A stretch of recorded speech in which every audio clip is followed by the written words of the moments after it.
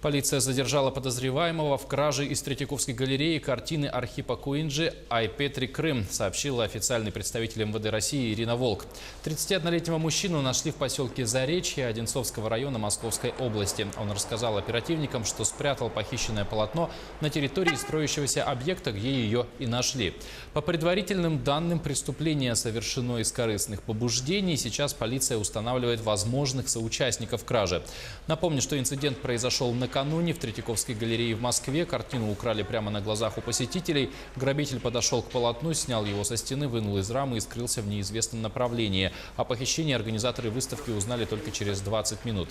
Директор Русского музея Санкт-Петербурга Владимир Гусев сообщил, что картина была застрахована на 12 миллионов рублей, что является обычной практикой во время выездных выставок, но рыночная стоимость значительно выше и оценивается в промежутке от 500 до 750 тысяч долларов.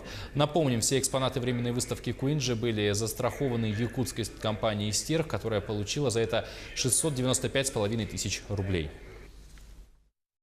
Комплекс страховых услуг, связанных со страхованием экспонатов временной выставки картин «Архип Куинджи» на время проведения выставки с 1 октября 2018 года до 17 февраля 2019 года, согласно итогам редукциона, состоявшегося 7 августа 2018 года, оказывает акционерное общество «Страховая компания Стерх». В соответствии с требованиями закупочной документации, ответственность страховщика и так далее акционерного общества страховой компании Стерх была перестрахована. На данный момент заявление от страхователя, как и иных необходимых документов в адрес компании «Стерх» не поступало.